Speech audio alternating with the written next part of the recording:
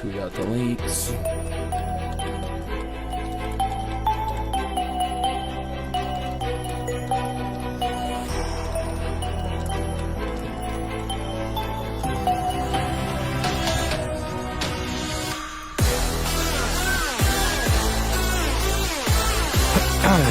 You hear me okay?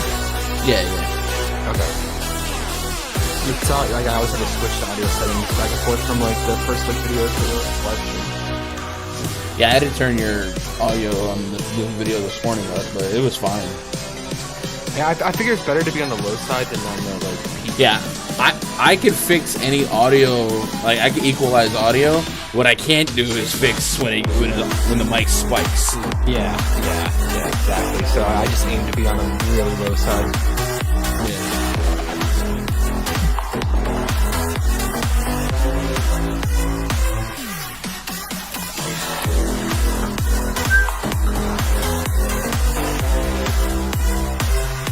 So I forget when they go to the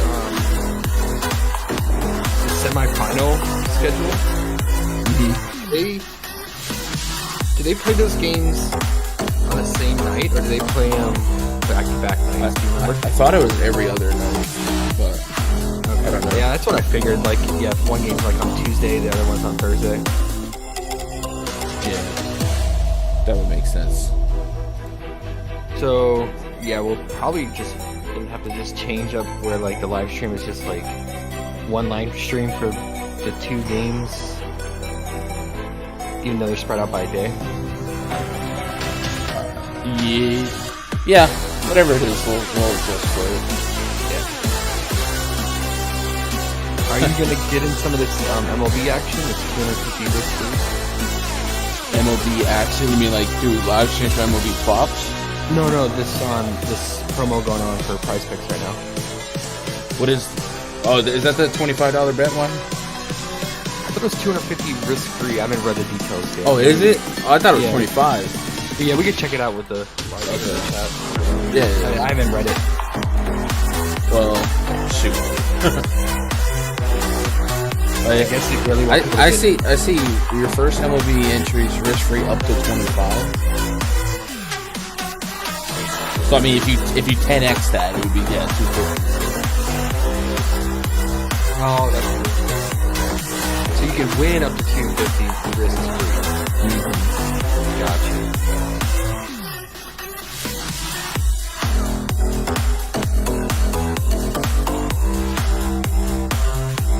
Is that today only? I believe so. Okay. So do you have any like at the end of the stream? Do you have any MLB I props do not. to talk about? No. Afternoon Yankee game. I didn't get to do my live stream, but I will have some later after during the pre-log. So happy again. Here, what's up, guys? Happy Wednesday. It's May 11th, 2022. We got the two good games tonight for NBA. Last night, I swear, the slates are polar opposite, man. It's like these are the two games I actually care about and I want to watch. And then the last night slate, we call it the B slate. It's horrendous. I don't care who wins. I don't care about those games, but the games that are on tonight, I care about. So hopefully today we'll be able to uncover some gems here. But these have been for me the more competitive, the more interesting games. Because I don't know, I just think the Phoenix Suns are like the best team in the West. So I don't really expect them to be challenged. Last night they woke up, and then Miami Heat versus Philadelphia. My goodness, what a weird series that is becoming. Just weird. Blah, blah. Anyway, what's up, chat? What up, Carlos? What up, Exit Screaming? What up, Skimmer? Vincent VGF, what the freak? VGF in the chat, Kiefer in the chat. Hope you guys are doing all right. Hope you're celebrating and bulking and basking in the glory that is 2 Yankee victories in less than 24 hours. Josh, I don't know if you saw the Raj comment last night, but the Yankees were down 5-2 or 5-3 in the 8th inning. Mm-hmm. And Raj pokes his head into the RunDFS.com Oh no. MLB VIP Discord, and he's the cooler. We call him the cooler. Everything he says is wrong. He says, "Imagine thinking the Yankees were gonna beat the Jays," and me knowing how bad luck he is, I say, "Thank you for that. Thank you for that." And what happens? Jose Trevino works a walk, 2-on Aaron Judge against the closer with the most saves in all of baseball. You think Aaron Judge cares about that? He does not. Sal Romano, yak. He sends that ball deep left field. Yankees win. And then we get up today. We do it all over again. Jose Barrios can get got. Gleyber Torres smacks him around. So, sorry, other Canadian friends, but Raj is to blame. He is the cooler. He's been pretty in the corner since then. He a lot of I'm in shock, a lot of keeping his mouth shut and respecting the number one team in all of baseball, the New York Yankees. Oh yeah. So tonight, I'm happy. I got my Yankees dub. I don't have to sweat the Yankees tonight.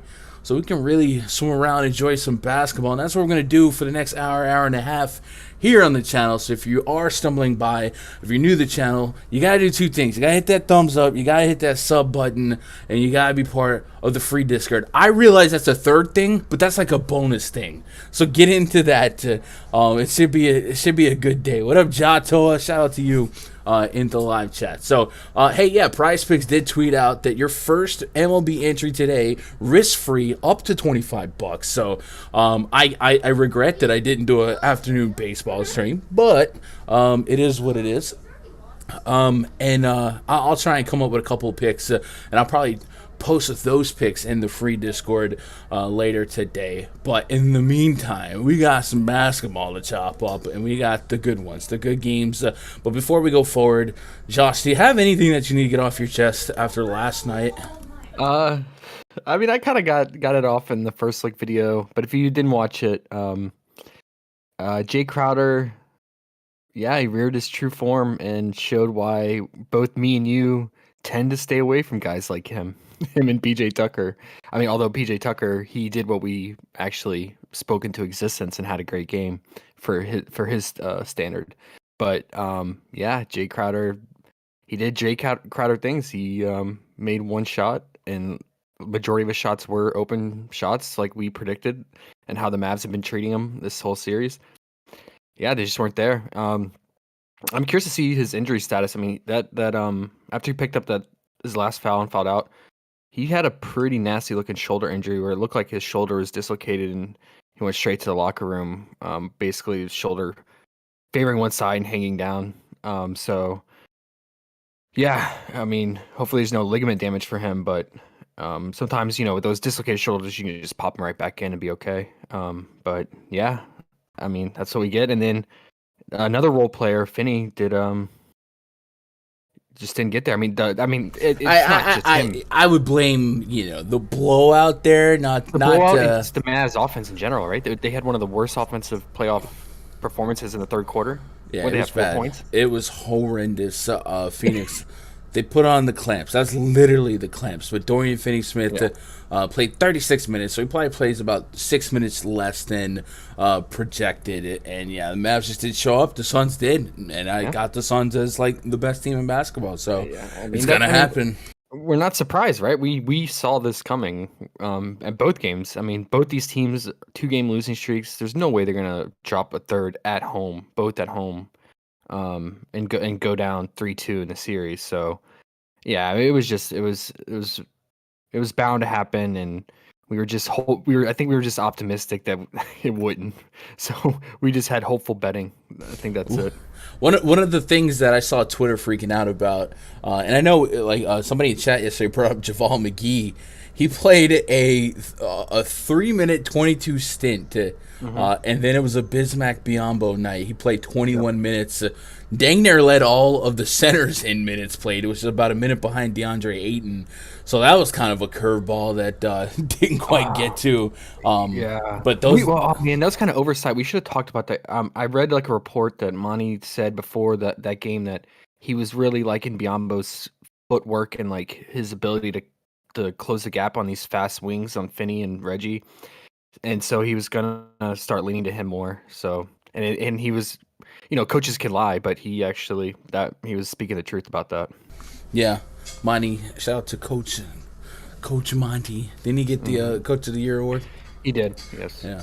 Hey man, shout out to Chris Smith in the live chat. Says just won $1,000 on esports. Kiefer says my mama said not to play Crowder no more. Doug, Doug with the congrats, man. My mama said you don't play Jay Crowder no more. Just don't do it. Don't do it. Nah, and that's those 15% usage guys. The only reason we're even thinking of them on sites like that is because it's a slate like that. I mean, two of the worst games you could ask for. If this was regular season, that would be a name we never even mention, right? We would never play DFS, Crowder, Mikal Bridges maybe, but those low usage guys that they just are such an afterthought. But that's the caveat to push back the thing. That's the thing with these 2-game postseason slates. You guys want the action. We got to do some digging. We got to find stuff that maybe we wouldn't want to play 3 months ago. But what are you gonna do? Yeah. Anyway, onward and upward.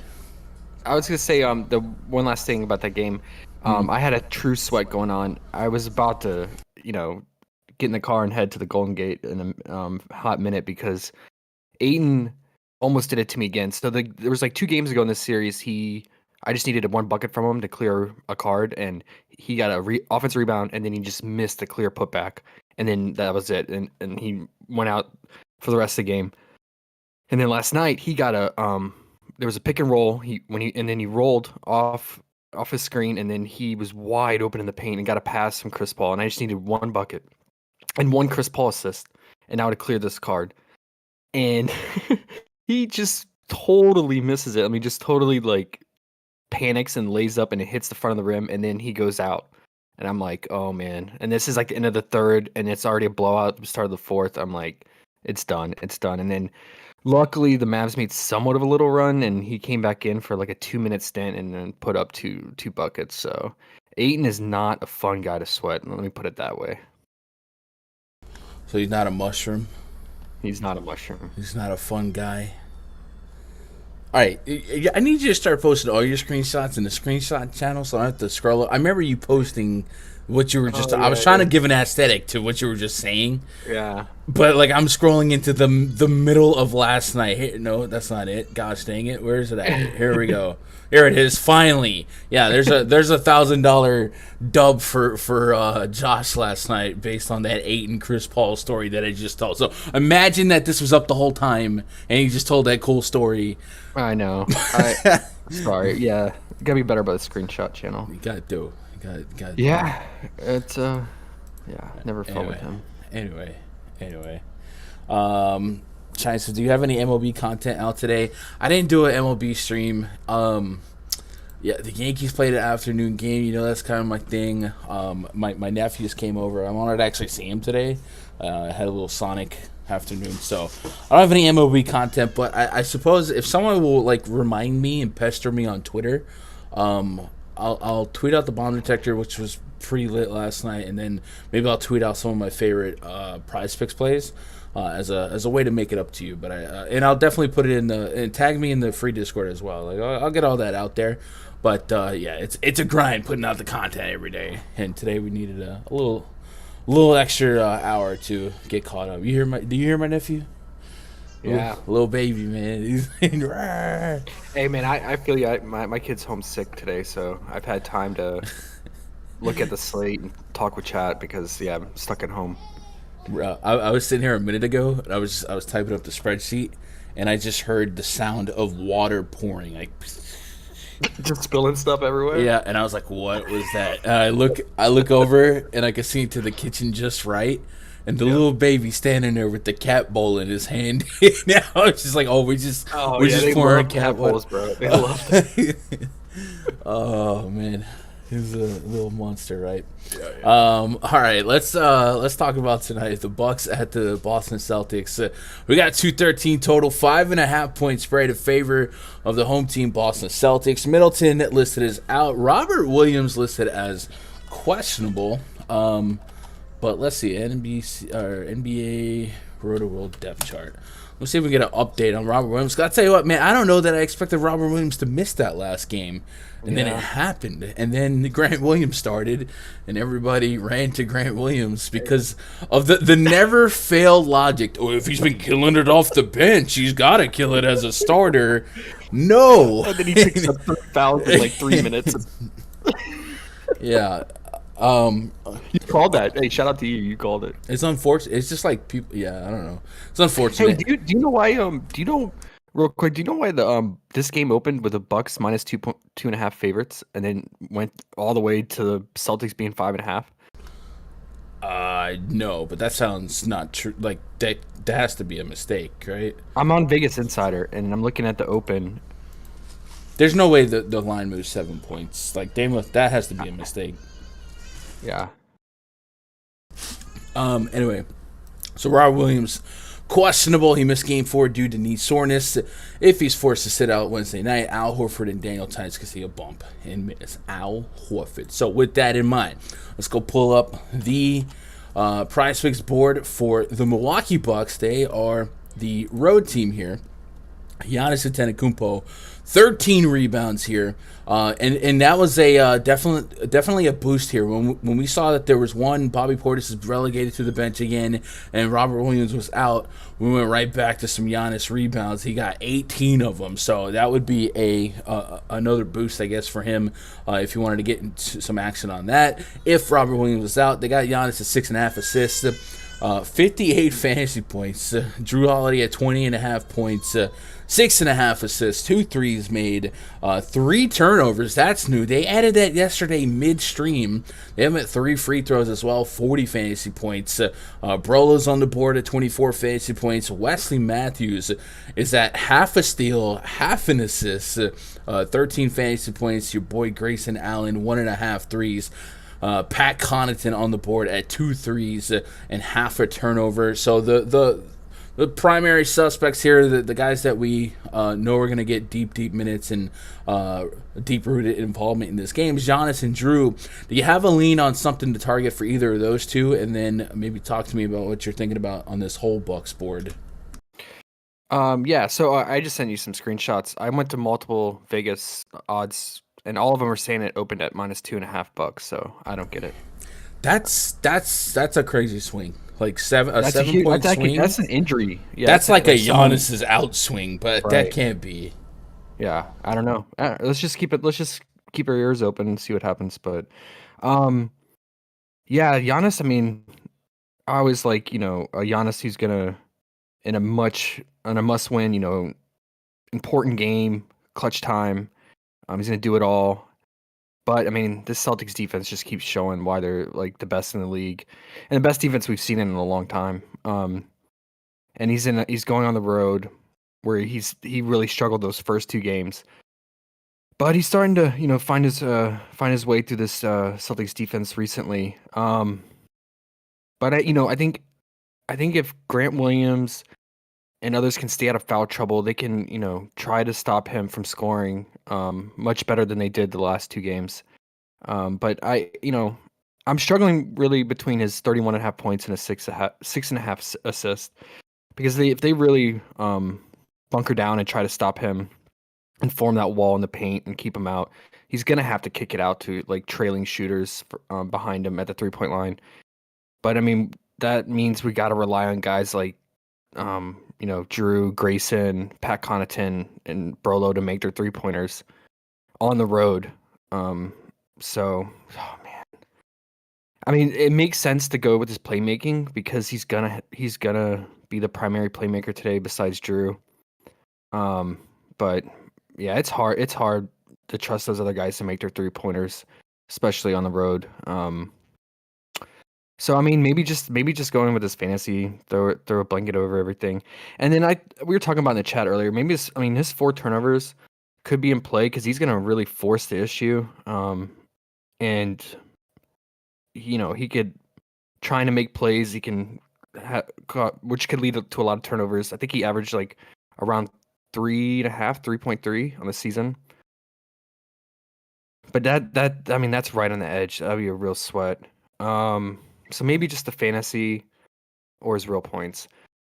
And then Drew, yeah, I don't know. So I mean, a lot of people are on his rebounds because he's getting a lot of rebounds in this series, and a big part of that is I went back and looked at all his rebounds in each game. You can click on in the game log, and all of them are pretty much from the long rebounds from missed threes. And both these teams have missed a lot of threes in this series. So if you think the Celtics are gonna miss a lot of their threes today, then yeah, it makes sense to go with his rebounds. But that's a pretty high number now at 5. And it's just it's just due to variance, like how those long rebounds go. And then Brolo, yeah. So I mean, Bobby Portis is like just fading away and out of the picture now. What do you play, like 15 minutes last game? His minutes just keep going down. And Brolo's pretty much taken over, and then now they're just using Pat Connaughton more. So I mean, yeah, Brolo, his PRA's in play, his rebounds are in play, especially if he's playing traditional center minutes. I can get behind that. And then, yeah, Grayson Allen's really struggling with his shooting, especially his three-point shooting. So his minutes are going down, and Pat's taking over more. So I want to ask before we got too deep in that. Do you think like Bobby Portis minutes decrease is a direct correlation to Robert Williams being out? I don't know. I thought it would have been the opposite. I thought Bobby would have played maybe more minutes with Robert out, but yeah, you might be right. It might just be the opposite. Yeah, maybe. I mean, going from 25 minutes to 14 just seems pretty weird, especially since both teams kind of closed out a little smaller. Celtics closed with Tatum, Brown, Smart, Horford, and Derek White. So they had 3 guards out there. So I guess the Bucks responded. They used Grayson Allen, Giannis, Wesley, Drew, and Brolo, and George Hill. So George Hill in the almost closing role.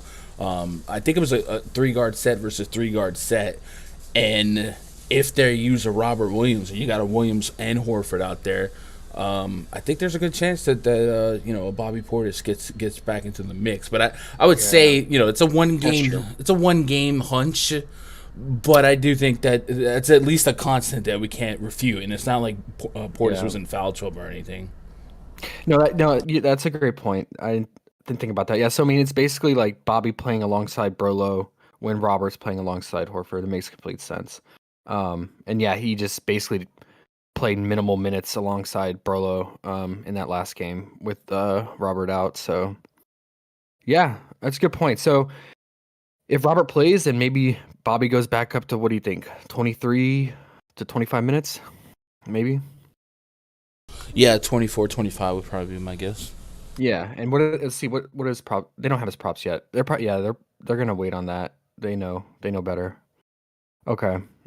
I mean, I assume they're going to open him up at like 11 points and probably 8 rebounds. So, yeah, and then Pat Connaughton, I probably man, yeah. So I mean, he's been getting his PRA done, his points, because he's been shooting pretty efficient from 3. Now he comes on the road in Boston. And like we've saying all along, role players tend to shoot a lot worse on the road. But they need him. I mean, if Grayson keeps shooting this poorly from 3, they need Pat to keep stepping it up with this 3-point shooting. And he's been getting it done on the glass. Like we said, he's a really good rebounding guard. So his PRA only went up by 1. It was at 14.5. Now it's at 15.5. I could consider that if we know that he's gonna continue to play 30+ minutes. And I think his fantasy last time was like 17 or 18, and let's see, you haven't projected for how many minutes? 28 at 21 fantasy. Yeah, I mean, I don't know. I just don't feel great about any of these Bucks guys, to be honest. And it's just that I just had that feeling all season long when teams are playing the Celtics. I mean, would you agree? Yeah, Celtics I think are the best defense in basketball. And without Middleton, I definitely think the Bucks, you can game plan against them a little bit better in terms of trying to combat their length. So, yeah, I'm in agreement here. I wouldn't have any warm and fuzzies on any of these role players. Yeah, just Giannis, because it's Giannis. I mean, he's a Titan. He can get it done in any environment, but it's just the odds are against you. It's just all probability, right? The probability that he will exceed today, I'm gonna say it's much lower than it's favoring going over. So let's work on a list then. I would say if we had no Robert Williams, I would be interested in this Giannis rebound prop, but it needs to have no Robert Williams. Sure, yeah. So I'll put Giannis rebounds if Time Lord is out. And that was kind of like the one that stuck out to me. I don't know if did you have a stronger lean? I mean, I guess Giannis at his 1.4, 1.5 point per minute run. If he's gonna get the type of minutes there, I got him for 66 fantasy points. So it would be a sweat nonetheless. But I still have the slight lean on the over on his fantasy points. And just out of curiosity, referencing Underdog, Underdog has him at 51.5 PRA, which is 1 PRA higher. So maybe I would get the better bargain over here on PrizePicks. And then you also mentioned that maybe his 4 turnovers was a little fringe opportunity, but no warm and fuzzies there. And then Drew Holiday, 40 fantasy points. I have him at 48, so I slightly lean the over if I had to. So maybe I'll nominate that for the list here, but that's not a warm and fuzzy call. So his fantasy points. Yeah.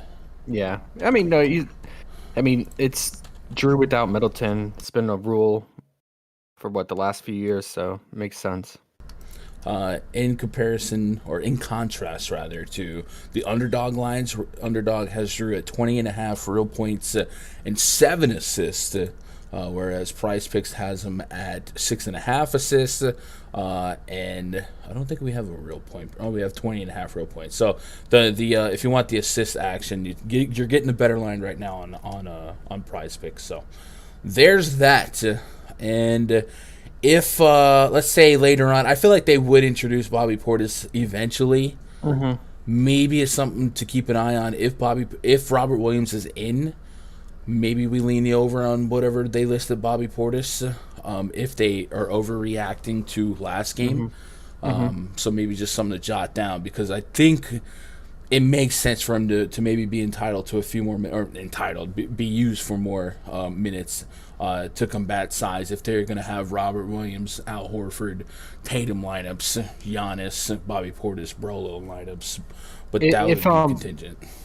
If Robert is out, do you like any of Brolo's props? I just never feel good about Brolo, but he's been a fan favorite this series. A prop favorite. Was there anything like different last game versus? It's not like he had a better game, or he didn't even really get more minutes. He didn't get more minutes. I mean, he was pretty efficient scoring though. He had 17 points. His PRA is at 17.5. I mean, 5 of those came from free throws, right? Like, I don't know. That was the Grant Williams. Yeah, I think it's the same play. It looks like what I mean. Like, I don't think it's that exponentially different. But with that said, what do they have Brolo at? They have him at 24 fantasy points, and I've got him at 28. That's a slight lean on the over, but nothing drastic. And then. I would probably want the fantasy points too, because he is such a sneaky block guy. Underdog has him at 11.5 real points, 17.5 PR, half a 3 still. It's still kind of befuddling to me that he's not chucking threes.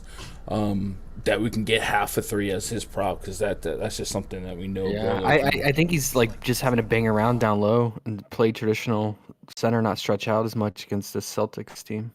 Yeah.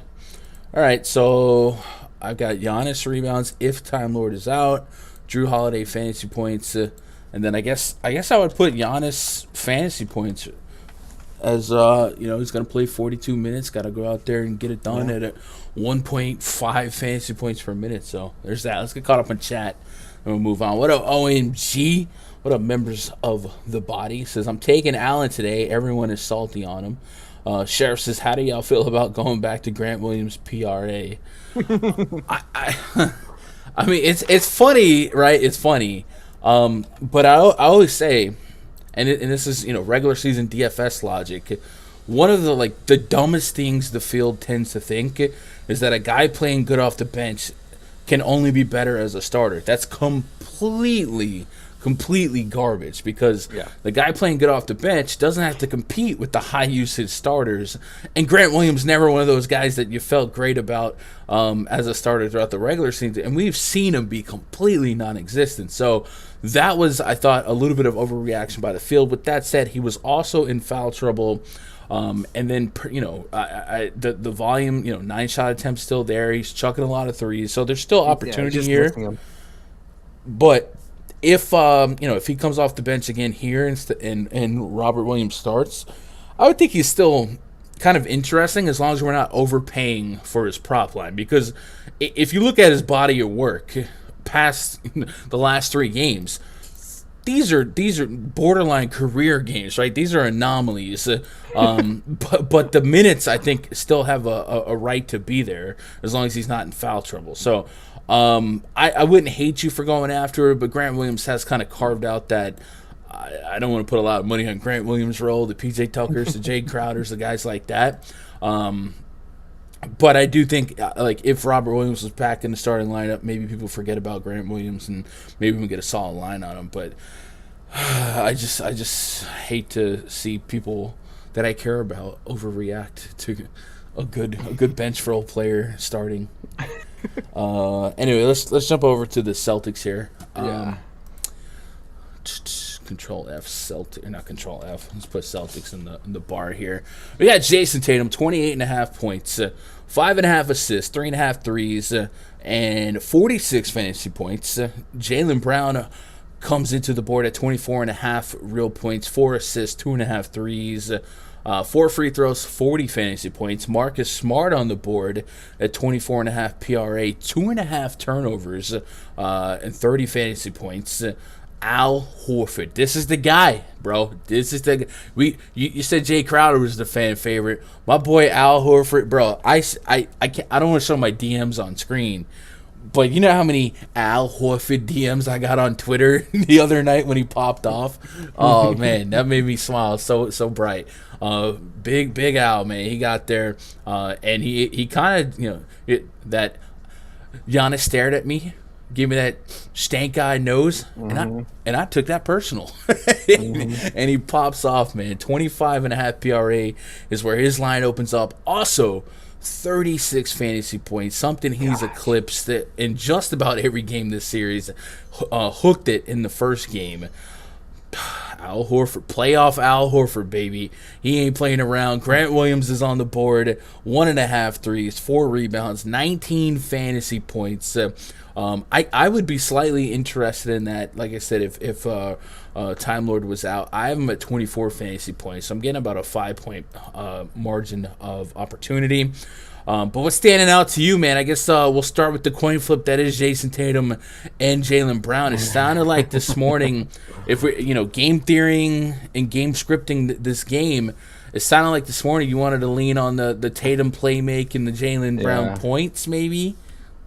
Yeah, or the Jaylen Brown threes. I think the 2.5 is too low at home for him. And I mean, I know it's a small sample size, but the first 2 home games he took 9. The first game was 9 3-point attempts, and the second one was 10. And then on the road he went to like 5 and 4. It's a big split there in terms of his 3-point shooting. So if you think he's gonna take more threes at home, shoot better at home, I like that 2.5 3-point made and pair it, and he'll have really strong correlation with Tatum's 5.5 assists. So I like that pairing a lot. And then it helps because I can never decide between the two. But if Robert Williams is out again, then I'll also have to consider Tatum's 6.5 rebounds.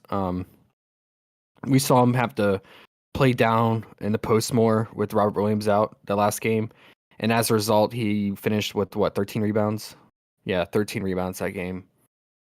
They still have him at 6.5 rebounds. It didn't move. But maybe it does go up with the Robert Williams news. Because after that last slate, when that Robert Williams news came out, PrizePicks was juicing every line. for all the Celtics, and for majority of the props too. So that's something to keep in mind. Maybe they have him these lines kind of prepared as if he's going to be out, so you don't have to make any major adjustments. But if they are going to plan on making them, just be ready to have your cards, whatever. If you're really keen on one of these Celtics props, to be ready to enter a card once that news drops right away. But yeah, if I had to choose between his Tatum's props, I'd probably go 5.5 assists.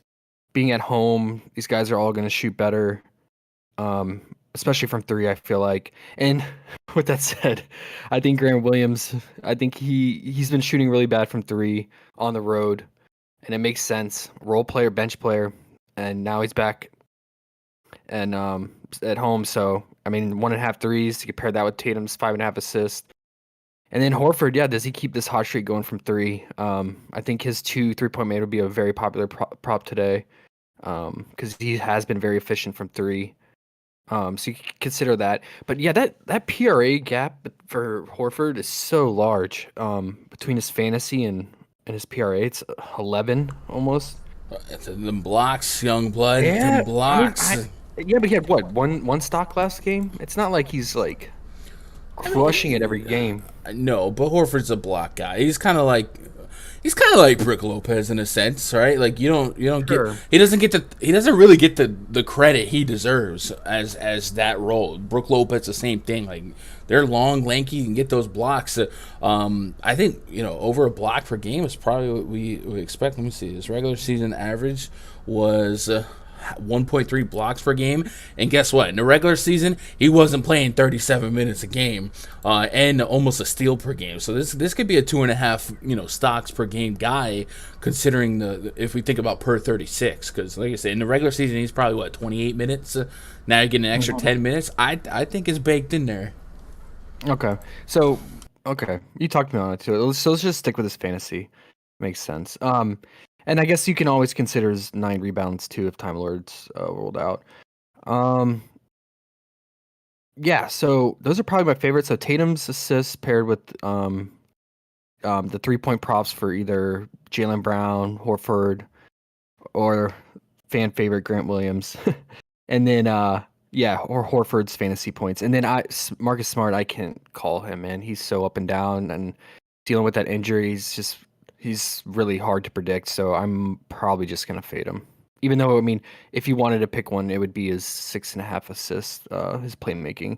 But it's just that's the problem with the Celtics, right? And I think that could get him into trouble in the finals. I think they don't have a true point guard. All season long, they haven't. And at times you see the consequences where, especially in the series, their offense can go real stagnant. And just you don't see the ball move. You don't see ball movement. It just turns into ISO Tatum ball, poor shot selections. So that's something that's going to be, I think, their main Achilles heel. I mean, every team has a weakness, and all the remaining teams have a weakness, and none of them are perfect, and that's definitely the Celtics' main weakness. EMG LLC, I appreciate that sub, man. Welcome to the channel. If you guys are out there lurking, you haven't hit that sub button, hit the sub button, man. We're trying to get to 8K subs on the channel. That would be great. That would be glorious, especially if we hit that before the end of the basketball season. I think by the end of this year, we're going to clear 10K pretty easily. But, short-term goals, got to set them. Looking at the results without putting specific guys on, I was just kind of curious to see how the Celtics have played since May 1st, and that would be the bulk of this series. Jason Tatum has sustained a 23% assist rate, which is actually lower than Marcus Smart, and Horford has a 1.16 fantasy point per minute that leads the team despite a 16% usage and a 15% assist rate. A lot of it's coming from his rebound potential. So just some interesting fun with numbers stuff going on here. Now remember, there has been Marcus Smart injuries and Robert Williams being out to influence a lot of this. Maybe we'll put Horford and Robert Williams on the court together to see if Horford's rebound percentage tanks exponentially. That's important. Horford has he has a higher rebound percent. Okay, that makes sense. He has a 32% defensive rebound rate. I mean, because Robert Williams is going to box out some bodies, and clear out the paint. Yeah, and then his per minute projection goes up to 1.2. So Al Horford, man, he's out here being the difference, the X factor. 35-year-old big man. Can't believe it, dude. You know, when he was at OKC, I thought he was dust, bro. I thought it was it. You know, he didn't play. I thought it was done. Bro, people were dogging on him in Atlanta. Like, at the end of his Atlanta run, people were like, "Oh, what is this guy's?" No, man. I don't think he's like the best stretch 5, stretch 4 in the league, but I think he's vastly underrated. And like I said, his defense is completely like no one ever thinks about Al Horford as a defender. They just think he's an old dusty big, and I think at the beginning of the season his contract was like a meme to him and Tobias Harris are notorious for kind of wasting space, but I think Horford could play a role. But I also think that's like, this is the perfect spot. This team offense, this team defense that the Celtics have rolled out, it's just a great spot for a guy like Horford. He doesn't have to do too much every day, but he can when you need him. So I like it. So Horford, I have him for 39 fantasy points. By the way, there was a question in chat whether he can continue the stretch. So my 39 fantasy points is slightly above the 36 fantasy point projection that they have. So I think the lines are starting to get caught up to what Horford can do. So maybe we're not getting big time value here, but the underdog lines on him: 14.5 real points, 13.5 rebounds and assists, 9.5 rebounds, and 24.5 points in rebounds. So not getting a fantasy line over there. So like I said, I like Horford as much as the next guy, maybe more than the next guy, but I do think this is the most appropriate line that we've seen so far, and my projections don't necessarily have him going through the roof here. So kind of a fringe.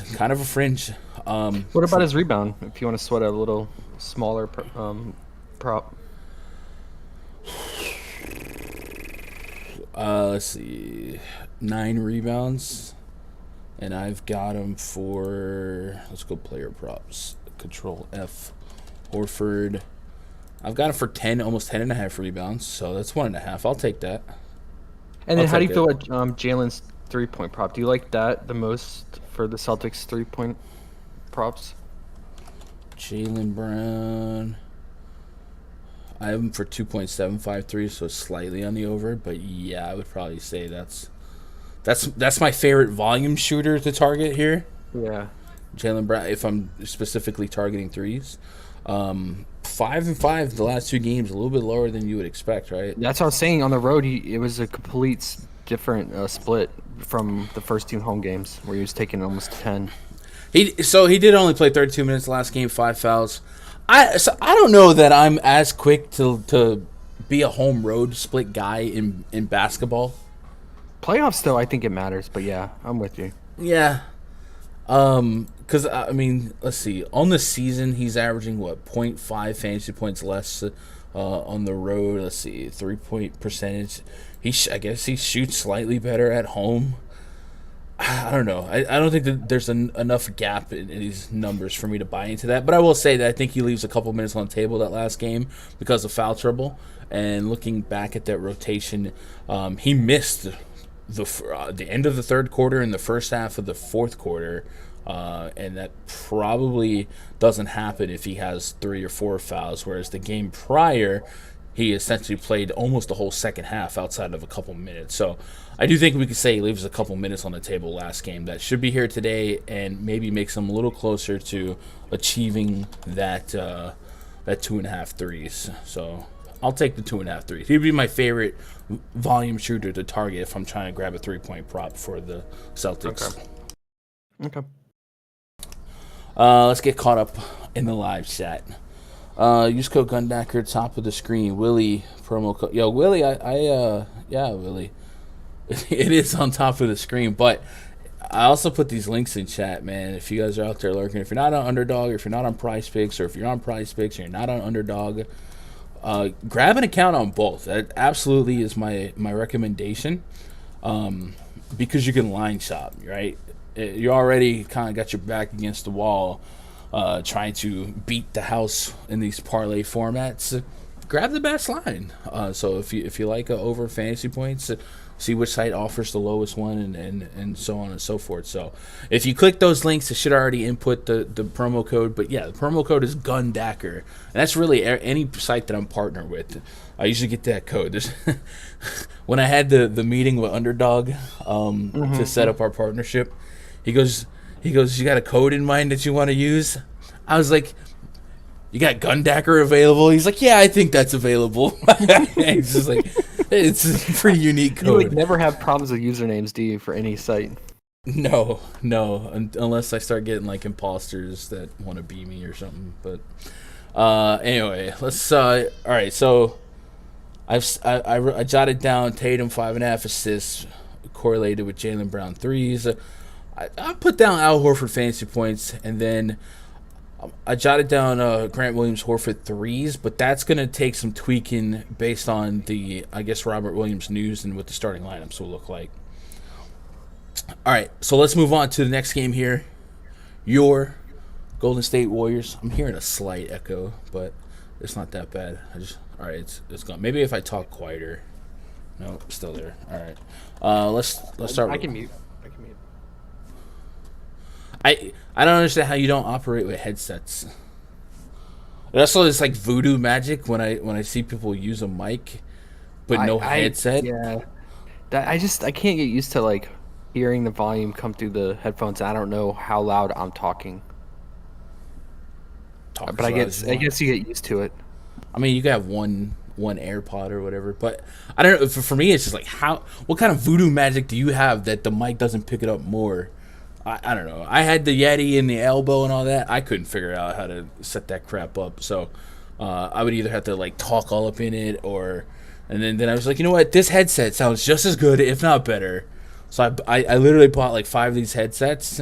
I got Rod's bought one. I bought Rich got one. Like, this is the headset I'm using. It's good. But yeah, maybe get you one of those AirPods or iPod. I don't know. Anyway, let's move on. Golden State Warriors playing the Memphis Grizzlies. We got 218.5 total. We got a 4-point spread in favor of the visiting Golden State Warriors. It's another game without Ja Morant. It sounds like Ja Morant could just be done for the rest of the playoffs, no matter what happens tonight. In that last outing, we had one correct. We thought Steven Adams would be the difference in that lineup with Ja Morant out, and that's what happened. Steven Adams started. He played 27 minutes. Now, he didn't close. They went small. But I tell you what, Memphis had every right to win that game, and Dylan Brooks said, nah, we don't want to win this game. We don't want to win this game.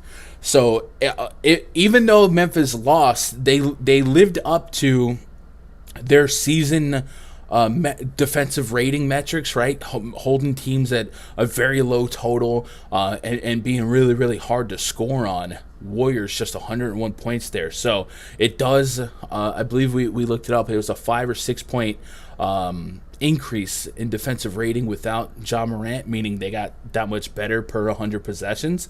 And then we also talked about how Jaren Jackson Jr.'s usage rate goes to nearly 30%, and he's never fun to click because you worry about foul trouble.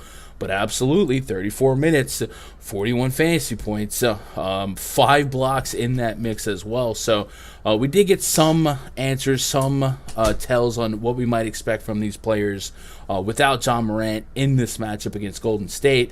Let's open up the board here, but we'll start with the Warriors. Warriors introduced Steph Curry at 28.5 real points, and that's a lot of points to put up on this Grizzlies defense. He did it in that last outing, and he's done it in 2 games straight. 6.5 assists for Steph Curry, 3.5 threes. Klay Thompson, 3 threes, 20.5 real points, 32 fantasy points. Andrew Wiggins, you spotlighted him on the first look video this morning. He's listed at 28 fantasy points, still at 15.5 real points. Our boy Draymond Green, 7 points, 7.5 rebounds, 6.5 assists. Oh, that's a triple single. 3 turnovers for Draymond as well, and then 28 fantasy points for him. Jordan Poole is at 31 fantasy points, half a steal. And Otto Porter, 1.5 threes for Otto, 5 rebounds, 22 fantasy points. And if we look back at that game, Otto Porter actually started the second half over Jonathan Kuminga. Kuminga played that first quarter, and that was it. 5 minutes. Kind of got the Kevin Looney role, and maybe we look at some some unders if they offer it later in the day. But that's what we're working with on this board. Anything on the Warriors standing out to you that you want to target? Do you still like the Wiggins 15.5 real points? And what are you thinking about Draymond? I feel like Draymond going into hostile territory, I don't know what to think here, right? I can see him play emotionally and hot and energetic and trying to carry this team in a tough defensive matchup. Could also see the emotions getting the best of him in the grindhouse, where we're flipping fans off and he might get ejected, right? So, what's the read? What's the game script for this one for your Dubs? Yeah. So for starting with the Warriors, Draymond. Okay, so found out that Tony Brothers is the ref for tonight's game. I call him the catfish, man. He looks like a catfish. But he's notorious for mucking up games and just making them ugly. I don't know if you remember his game. I believe it was game 2, the Suns Mavs, and the game was just it was painful to watch. Every possession was a foul, offensive foul. I think there was like 4 offensive fouls consecutively, and I think there was almost 60 total fouls called that game. So that's really stuck in people's mind. And then he has really bad history with both teams, but especially Memphis. I went back and looked, and all the Memphis fans hate him. They call him their kryptonite, and they say that the Memphis has to be his least favorite team for whatever reason. It scares me for guys like Jaren Jackson and Draymond. I mean, obviously we shouldn't let refs completely dictate our process and our selections, but it's something you can't just negate and just completely disregard. Especially with guys like Draymond and Jaren Jackson, who are already kind of teetering on that edge of, man, do I want to play him tonight? Are they going to play a full game? Due to whether it's injection or a fouling out? But I will say this. I said in the first look video, the Grizzlies defense, obviously without Morant, like you already said, the defensive rating is much better, and they allow I think 4 or 5 less points per game on average. But the biggest thing I think is that the deflections they get, because the amount of length they gain when Morant's out. So they get guys like Kyle Anderson more minutes, Xavier Williams. All these guys are really long, fill the gaps, get their hands in there on passes, deflections, and it's killing the Warriors, especially early on in the games. Each of the games, the Warriors are turning the ball over at a very high rate. They're averaging around 17 turnovers across all 4 games. And Draymond and Steph love to turn it over, man. They love to make careless plays. It's been something I had to deal with as a Warriors fan forever. And it's just beast of the nature of the beast. I have to deal with it, and they just turn it over. So with that said, being in Memphis, elimination game, Memphis is going to be playing with so much energy. I mean, you saw how much energy they came out with that last game on the road. Being at home, win or go home, like this. Their energy is going to be at all-time high. So Draymond, his 3 turnovers is probably a top prop for me. He's going to turn it over, whether it's through offensive charges, trying to force the ball in the tight lanes that, like I said, with these lengthy defenders are going to deflect it out. Yeah, he should clear that. And Steph, you can consider too. He's going to make careless mistakes and turnovers, so his 3 turnovers are definitely in play. And I'm just not keen on the Warriors today at all. I mean, I know I'm a pessimistic fan, but I think the Grizzlies really pessimistic fan, bro. Yeah. You were literally holding an L and you won the game. You're like, we lost this game. That. I mean, Dylan Brooks was MVP of the Warriors. Hey, whatever it takes. Hey, well, yeah. Degrassi. Win's a win. Yeah. But I mean, I just think that I really do think that Memphis grits this out and mucks this game up, and I think it's going to be another ugly game.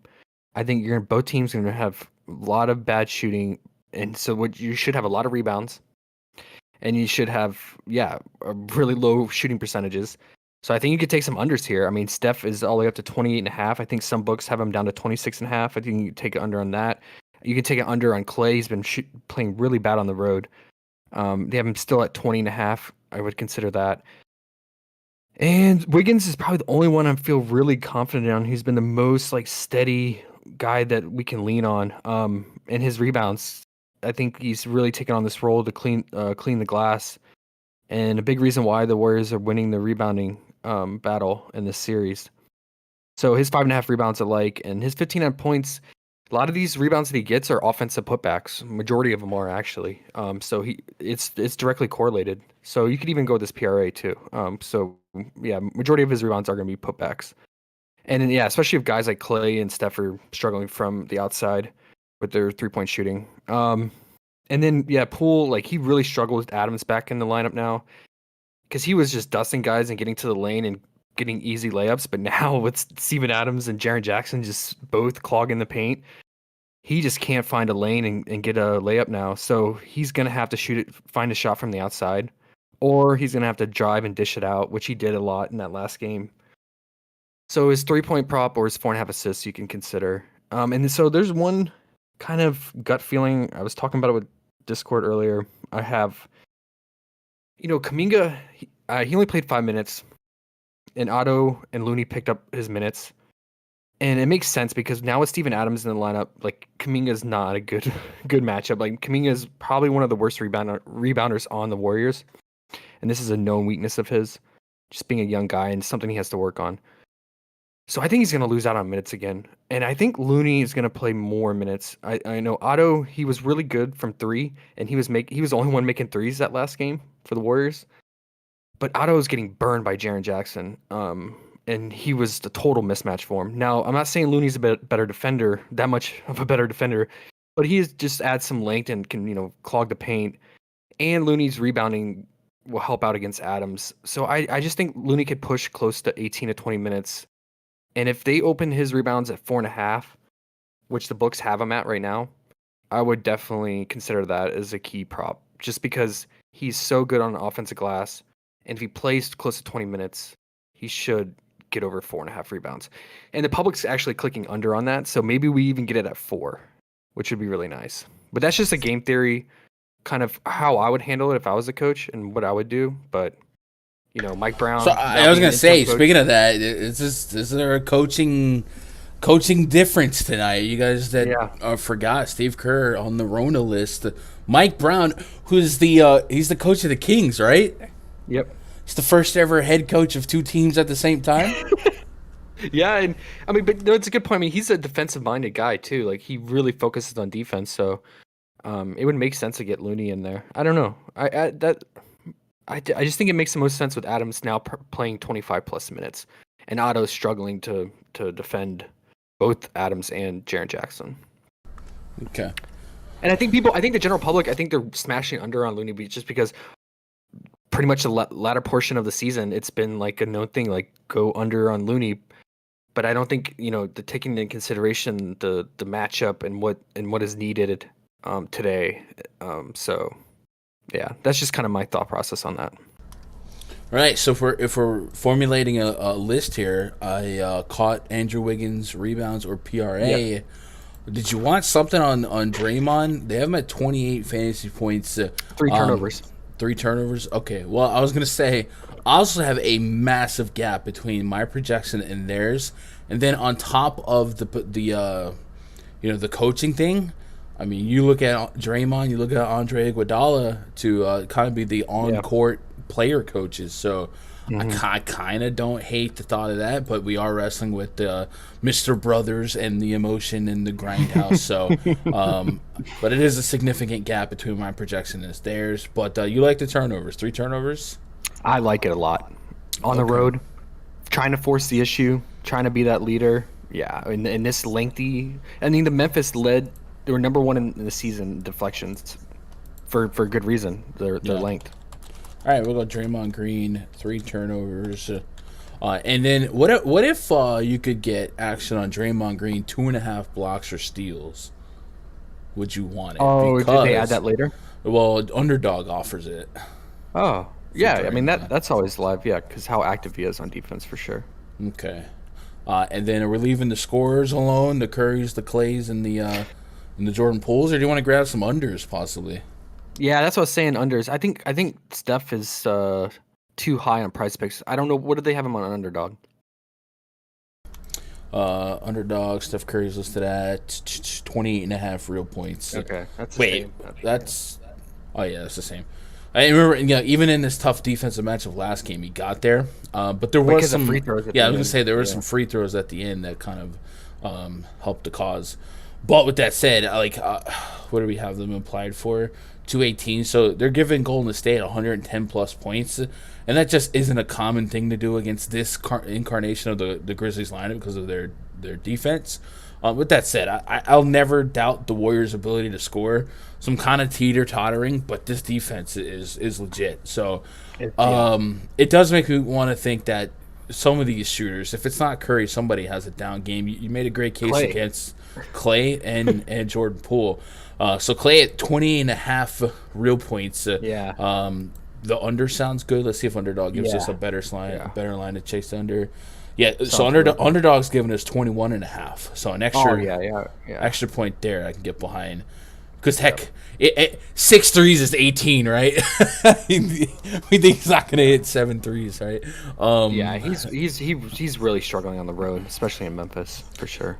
Yeah. Also, Underdog has him at 3.5 threes, whereas PrizePicks is throwing him at 3 threes. So maybe he's somebody we're jotting down here for an under bet.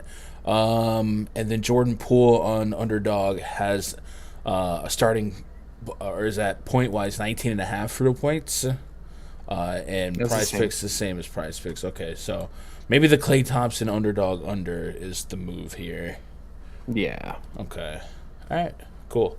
So let me add that to the list. Klay Thompson under 20.5 points. UD. All right, cool. Yeah. All right, let's get caught up on chat. Then we'll move on. So what's them picks, Josh?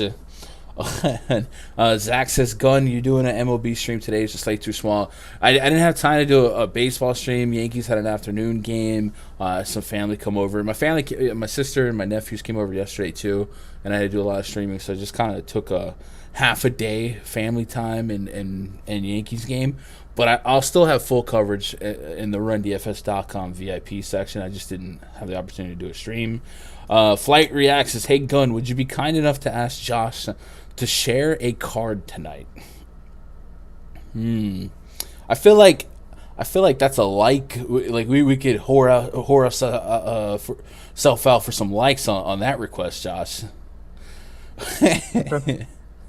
I mean, for what it's worth, Josh posts his literal list of favorite props every day. I just mix them. Yeah, the channel member. So we have a free Discord. If you look into the description below, there's a link to it. And everyone who is a channel member, not a subscriber, a channel member, you hit that join button. It's like $5 a month. You link your account, you get access to this. And Josh posts his full list of stuff that he's got action on. He has a top 10 tiered and other stuff that he's grabbing action on and stuff like that. So that is already baked into a channel membership. But I don't know. Maybe if we got to like 80 likes, you could post 1 or 2 of your favorite cards. Do you think? Sure. Yeah. I mean, I traditionally do, and I need to finish making that video. I go over like how I make my cards, but I usually do like my 5 top cards that are like my highest dollar amount entries, and then I do like a couple like lower tier entries to like recoup my money if those 5 don't hit. So I'll just post. Yeah, I can post one of those top 5. But okay. Hopefully it's that one is the right combo that I post of the 5. Oh my God! You already know you're gonna post one that goes like 0 for 5, but you're still gonna profit, and you're gonna post the ones that profit. And then be like, tout, put us on the wrong plays and makes money. I mean, though, a lot of them will have the same plays. It's just like a different off by 1 or 2, because I just intermix. So. Okay, so look for that in the free Discord. But we need you guys to get to 80 likes. We're at 50 now. It's gonna be that's a tall task. I think you guys can do it though. Even if it happens after the stream, I'll look back at it. What up, Chris? Kiefer says Dre first half fantasy over. Okay, I can get behind that. Cowboys Nation 36 fouls in that first half with that Brothers game. Oof. Our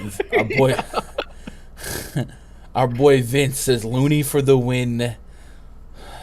I don't know how to explain that emoji. That's like a frown face. Tyus. All right, It's like looks a like self doubt, which I understand. All right, let's pull up the Grizzlies side of this one, and this Grizzlies analysis, Josh, Yeah. is brought to you by. Let me pull it up. Dylan Brooks. No, it's brought to you by SeatGeek. If you guys are headed to any games or concerts, and you want to save $20 on your ticket, first of all, you should be using the SeatGeek app anyway, because it'll tell you if you're getting a good deal, if you're getting scammed. It literally rates each price 1 through 10, and it's like, hey, this is a 2. This guy's trying to get you for some money, and then you don't buy those tickets. So then you find something closer to 10, you buy those, and then not only can you buy the good tickets, you can save $20 on your first purchase using code GUNDACKER. So go check out a baseball game, go check out a concert. If you're around one of these playoff games, go check out one of those, and let me save you $20. And then it's fun. So shout out to SeatGeek for being a sponsor of the channel. And by the way, when you join the free Discord, again, link in the description below, make sure to check out the top, the exclusive offers. I'm always partnering with new sites, and each partnership comes with a benefit to you guys. So we have the PrizePicks, Underdog, and the SeatGeek sponsorship. So with that in mind, those of you that are at the Grizzlies game using SeatGeek and you want some in-game action, Josh is about to bring that fire. No Ja Morant.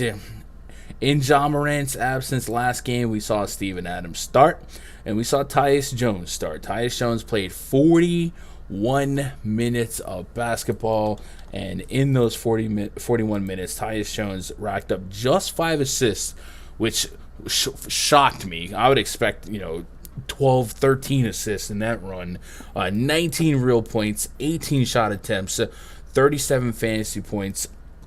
Looking at the board for the Grizzlies today, Tyus Jones has a 28 fantasy point prop on the board. Steven Adams is at half a steal, 1.5 block steals, 1.5 turnovers, 24 fantasy points, which... If my thought process is correct, Josh, this should mean that we got nearly a 12 fantasy point prop in the first half. And I don't know about you, but if I put this cup right here on the edge of this table's about waist high, I could probably knock it over thinking about 12 fantasy points in the first half for Steven Adams. So that's standing out to me. We talked about Jaren Jackson Jr.'s usage rate getting close to 30%. His per minute production, huge. Dylan Brooks, usage is usage, right? He may not be trustworthy, but gosh darn it, the usage should be there, whether we want it or not, whether Memphis wants it or not. And then Desmond Bane waiting on that big game. He's at 29 fantasy points. So a lot to think about, but at the very, very, very, very least, there is no fourth quarter benching for the Grizzlies, right? This is win or go home. So, what are you thinking on the Grizzlies? And make sure your mic's on. Yeah, this is the part where you make sure your mic's on. So I love targeting teams that are facing elimination. I mean, especially a team like Memphis that plays with a lot of grit and heart. So I'm just going to load up on Memphis today. Elimination teams that are facing elimination are going to go all in. The minutes are going to be there. The effort's going to be there. So they're gonna do the extra things like rebounding, picking up stocks, and just driving to the basket, drawing fouls. So all those little things from all the extra effort can just get your props just over, and help juice those lines. So yeah, I'm gonna load up on the Grizzlies. I'm gonna do different combinations because it's hard. It's trust me, it's hard to predict who's going to go off besides the usual Jaren Jackson and now Tyus being the primary ball handler, but Bane dealing with that back injury. We're just been waiting all series, like when is Bane going to have that Bane game like we saw in the T-Wolves series, and it just hasn't been there. And a big part of that, I mean, the Warriors have schemed against them. They saw the tape and they're like, we're not going to let him beat us. So he is getting a lot of attention on the perimeter to prevent that 3-point shooting. But yeah, that back end, you could tell he's not running right and just doesn't look normal. So it all depends on how his back feels tonight. But I mean, he is due. I feel like he's due for a game, and if there was any game to have it, it would be tonight. So his 3-point prop's always in play, and his real points, it's all the way down to 16.5, which is really low for him. He's been around 18 to 20 these playoffs. And then you got Villain Brooks, man. This guy.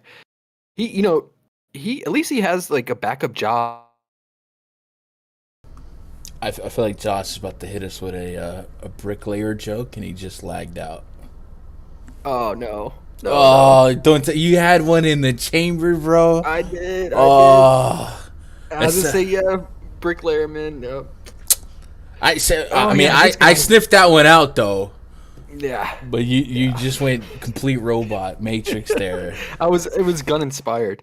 There you go. No, I mean this guy is a walking brick house, dude. I mean, every night you're like, okay, the shot volume's there, the minutes are there, he's gonna get there, and he just nope.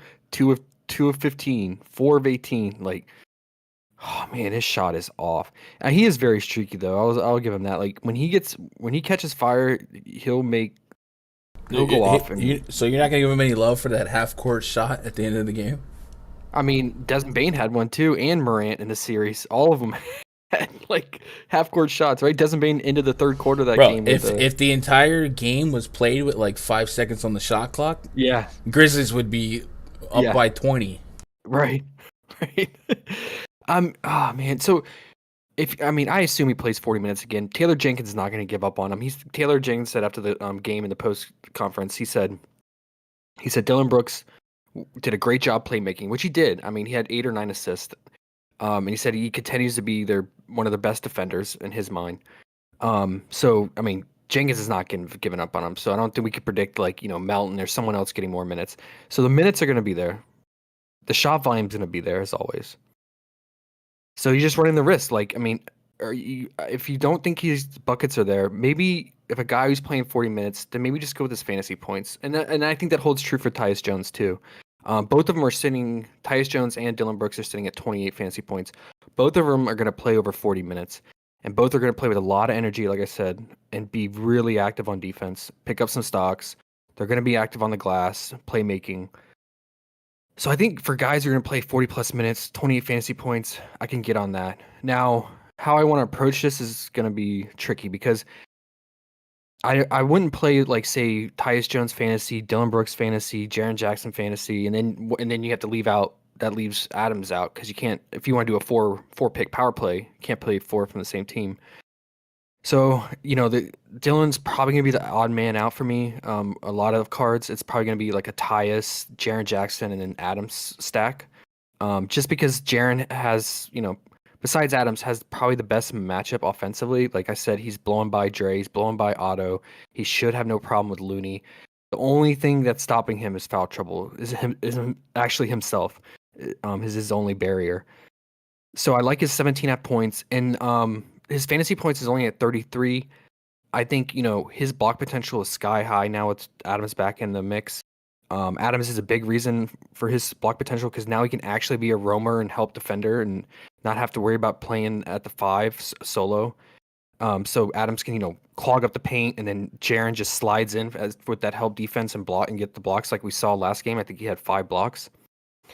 So I think his fantasy is right there. Now, if we're worried about foul trouble, because he tends to pick up fouls later in the game, and he tends to foul out early in the fourth, you could go with his first half fantasy. I'm not a big first half proponent guy, but with Jaren and Adams, it kind of makes sense. With bigs like them and interior guys. So, yeah, I would say you could go with a 16.5 fantasy point first half. And then Steven Adams, man, this guy this is the prime spot for him. I mean, he showed the mismatch that last game. The Warriors have no answer for him. They're too small. And his primary thing to be in there is to get rebounds, especially on the offensive glass, and then dish it out to shooters. So, I mean, his 9.5 rebounds, he should easily clear that. And then his first half fantasy points are in play because he should play about 2 or 3 more minutes in the first half than the second half because he won't close. Especially if the Memphis are losing. This Steven Adams' first half fantasy prop was the stuff of dreams throughout the regular season. Yeah.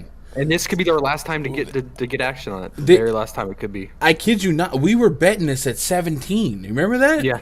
Yeah. Now we're getting it at 12. Come on, bro. And he should be playing more minutes today than normal the regular season. Yeah, for sure. So, that's probably a elite prop right there. Along with the 9.5 rebounds. So I'll probably just get exposure to both, just in case something can always go weird in the first half. You never know. Picks up 2 fouls in the first quarter or 3 fouls or something like that. So I'm not gonna go all in on the first half 12 fantasy points, but it is one of our favorite props and maybe the last time we get it. But I'll get some exposure to the 9.5 rebounds. I like that a lot, and it doesn't affect the pairing with Tyus's 28 fantasy points or Jaren's fantasy points. There's no negative correlation there, so I think going with that. And then, like I said, I think the Warriors are going to throw up a lot of bricks today. There's going to be a lot of rebounds to go around. All these guys' rebound props are live. It's hard to call who's it going to be between Dylan Brooks, Desmond Bane, Tyus Jones. Outside of obviously Steven Adams. So it's really just it's variance in how the ball bounces on these long rebounds. But you could throw a dart on one of them. Desmond Bane, I think, has the highest rebound percentage out of all three of those guys. So if you wanted to go based on season stats, then he would be the way to go because they're all sitting at 3.5 rebounds, all three of them. Yeah. In that game without Ja Morant, the last game, Dylan Brooks had almost a 30% assist rate, which took away Tyus Jones, who throughout the season, Tyus Jones had like a 30% assist rate. And when you think about it, there was a lot of Dylan Brooks being out throughout the regular season. It's only one game. It's tough to say if this is going to be the constant going forward, especially since we talked about coaches making adjustments. Memphis has been one of the league leaders in mid-game and post-game adjustments. They're not Doc Rivers, Glenn Rivers, just letting it roll. You do wonder if they go through some different schemes here. And if that's the case, I think Tyus Jones has an opportunity to bounce back assist-wise. I don't feel like we're getting a massive break here, though, because we were getting 6.5 as our line last slate, and PrizePicks has him at 6. Underdog had him at 6.5. So I'm kind of on the fence here because Dylan Brooks is kind of a little bit of a wrinkle. Do we expect Dylan Brooks to be a 30% assist rate kind of guy going forward? If we do, they have his assist prop at 3.5, which is pretty low. It's almost it's possibly beatable no matter what. Even if Tyus Jones did pick up some of that stuff, because Dylan Brooks might be in line for 40 minutes today, and a couple of quick passes and a bucket. 3.5 feels kind of low for the one game sample on assist percentage. Would you want to sweat Dylan Brooks to pass the ball? When you watch him play, it looks like he's just pulling up, step back threes from no man's land for no reason. But he did walk away with eight assists. Yeah, actually, that last game, he opened 2.5 assists. We just got Robert Williams rolled out. I don't know if you want to make any hasty decisions and get a card real quick. Okay. Yeah, I think a lot of it is due to Tyus Jones passing the ball to Dylan Brooks and then Dylan Brooks missing majority of the shots and ruining his assist potential, and then it's the inverse where Dylan passes it to Tyus or others, they're going to make their shots more so than when Dylan gets the ball and shoots. So that's something you have to be concerned about with Tyus' assist for sure. So just real quick, while people can make some moves on this, we had Giannis rebounds if Time Lord is ruled out. Well, we just got him ruled out, and then maybe that gets us another game of less Bobby Portis, and then Al Horford's rebound percentage actually went down when Robert Williams was out, but I'm fine with going back to Horford. So if we wanted to, I don't know. I don't think the books would adjust Giannis based on Time Lord. We'll see. But that is. So who picked up Bobby? Who picked up Bobby's minutes if it wasn't George Hill? Hill. George Hill closed that game. They went 3 guards versus 3 guards. Because the Celtics used Derek White with Marcus Smart. Yeah, Yeah, because Grant Williams picked up 3 fouls in the third quarter and had 4 fouls, and they just never returned. Yeah. I would say this. I forgot to mention that. I'd look out for Derek White props, especially if they stay pretty low. I think you're gonna see more of them with Robert Williams out. Okay. All right, let's work on this list for the Grizzlies. Oh, we got here. Looney props.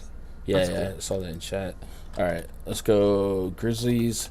So I'm gonna nominate. I'm gonna nominate it. I'm not in love with it, but Dylan Brooks 3.5 assists could be a little on the light side. I'm gonna also put Steven Adams, fantasy points, rebounds, and then Love first half 12 FPS. And then Jaren. Jared, yeah, okay. What do you think? Should we be scared of Tony Brothers' fouls, or just roll the dice and hope he just variance goes our way on the foul calls? Because it's so tempting. It's such a low hanging fruit, man. It's very low. His average, 30% usage rate, I believe, was the number here. Actually, let me see what the official number is in that game. Jaren Jackson Jr. alongside Dylan Brooks had a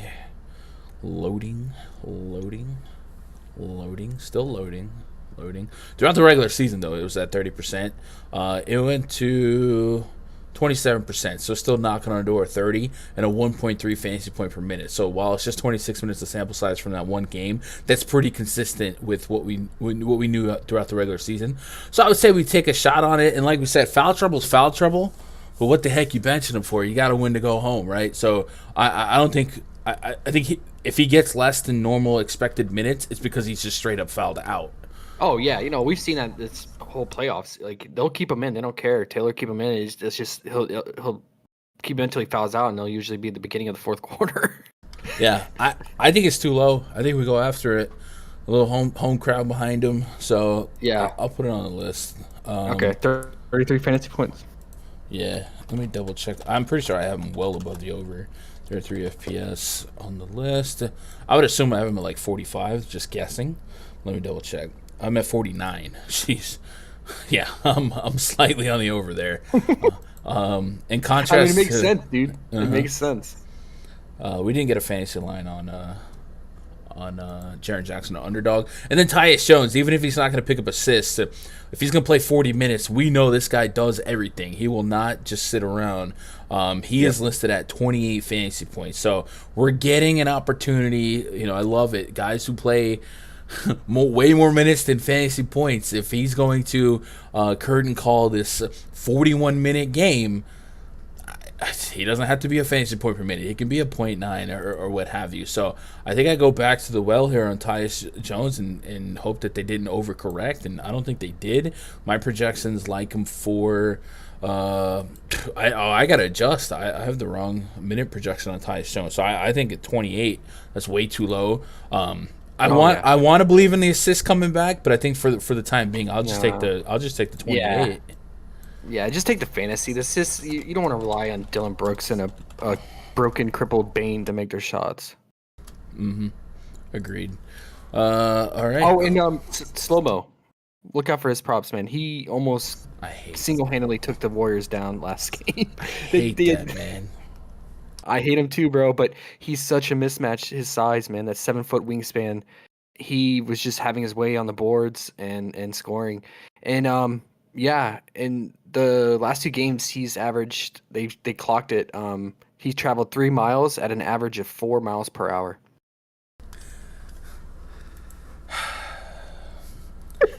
He traveled 3 miles at 4 miles per hour? Yep. In the game? Slow-mo. Oh. Well, yeah, okay. yeah, like so in they clocked him, in the last 2 games, he traveled a total of 3 miles in the game, in both games, and average of 4 miles per hour. There's a freaking sloth out there, man. Yes. All right, so let's go over the list here, and then we got to get into the rundfs.com VIP voice chat. If you guys want in that one, that's behind the paywall at rundfs.com. Get yourself a membership. It'll unlock my projections, my baseball spreadsheet. Yesterday, this is crazy, Josh, and you know it. You've known the power of the bomb detector. Oh yeah. But last night, 4 of the top 5 hitters in the bomb detector homered. we not new to this. And the one guy that didn't homer was on the wrong end of a no-hitter, where the other pitcher had 2 strikeouts and then a no-hitter. So Hoskins went Yabo, Soler, Jordan Luplow, and Aaron Judge with that incredible walk-off. So good night for the bomb detector last night. Nice, dude. So, yeah, if you guys are looking to get into some MLB, I do premium MLB content. Also, it's mainly DFS based though. But a lot of people want to take advantage of this $25 risk-free bet on PrizePicks today. So I'll try and put something out there for you guys to sweat. So I gotta get to work on that. I gotta get in the lab. You know what I mean? You know what I mean. So let's recap the list that we came up with, and then we'll keep the conversation going in the premium and the free Discord. And if you didn't know, now you know. Get in the free Discord. Link in the description below. So here's the list that I've jotted down as we were discussing. I had Giannis rebounds if Time Lord is out. We now know that Time Lord is out. I had Drew Holiday 40 fantasy points. Giannis fantasy points for the Celtics. I had Jason Tatum 5.5 assists. Jaylen Brown 3s. Al Horford fantasy points. Grant Williams Horford 3s. And those are a little stronger now, especially for Williams. I think even though he's going to start and, his usage isn't probably the same, but those shot volumes should be there. So maybe look out for that. And we also maybe look out for them to double down on closing with 3 guards, Derek White, Marcus Smart, Jaylen Brown, Tatum, and Horford in that fourth quarter, which shook things up. Warriors, I've got Wiggins rebounds, PRA, Draymond Green 3 turnovers, and then for underdog, taking a shot at Klay Thompson under 21.5 points on the road against a tough defense. And then for the Grizzlies, sounds like the Grizzlies are going to be our core tonight.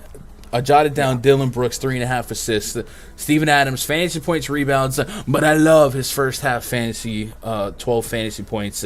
Jaren Jackson 33 fantasy points, and Tyus Jones 28 fantasy points. Did you have something that absolutely should be mentioned? Honorable mention, if anything, for this list.